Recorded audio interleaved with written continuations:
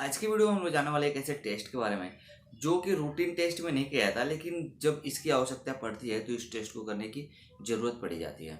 और ये जो टेस्ट होता है ये किसी भी रूटीन लैब में नहीं होता है, इसके लिए आपको किसी स्पेसिफिक या बड़े लैब में जाने की ज़रूरत पड़ती है। तो दोस्तों, जिस टेस्ट के बारे में हम बात करने वाले हैं उस टेस्ट का नाम है ACTH। यह एक ब्लड टेस्ट होता है और यह एक तरह का हार्मोन्स होता है जो कि हमारे एड्रिनल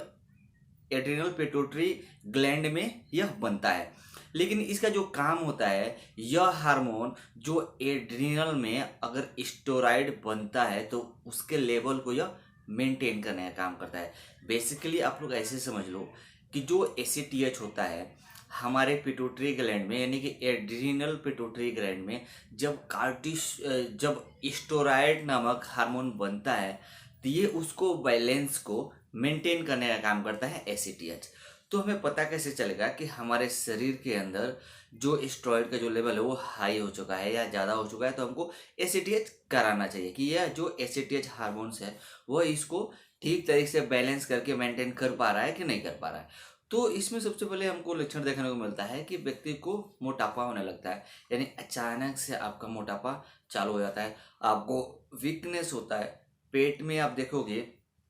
ब्राउन कलर का रेखाएं नजर आएगी, यानी कि लाइन बन जाएगा ऐसा एक वो हो सकता है। उसके बाद आप देखोगे आपका BP अचानक से हाई होने लगता है, तो इस कंडीशन में आपको ACTH कराने की जरूरत पड़ती है। उसके अलावा आपको अगर अचानक से वीकनेस ज़्यादा लगे, वेट आपको लॉस होने लगे या BP आपका अगर हाई लो भी अगर ज़्यादा होने लगे, तो उस कंडीशन में आपको यह टेस्ट कराने की जरूरत पड़ सकती है।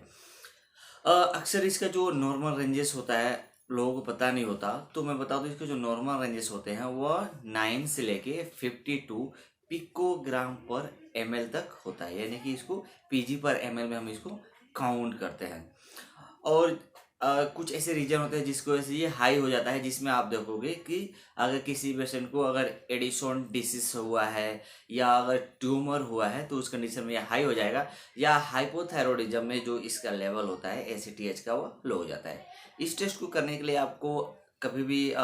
फास्टिंग की जरूरत नहीं पड़ती, आप कभी भी कर सकते हो, कोई प्रिकॉशन की जरूरत नहीं है। लेकिन हाँ, अगर डॉक्टर ने ये टेस्ट आपको बोला है ACTH करने के लिए और आप कोई ऐसा मेडिसिन ले रहे हैं तो डॉक्टर को आपको बताना चाहिए कि मेरे किसी भी बीमारी के लिए कोई ट्रीटमेंट चालू है, कि कुछ मेडिसिन ऐसे होते हैं जो इस रिजल्ट को प्रभावित कर सकते हैं। तो कभी भी अगर आप टेस्ट कराने के लिए जाते हैं तो ये डॉक्टर को जरूर बताएं कि आप कोई मेडिसिन अगर ले रहे हैं तो उसका नाम बताएं कि कोई ऐसा मेडिसिन तो नहीं है जो रिजल्ट को प्रभावित कर सके।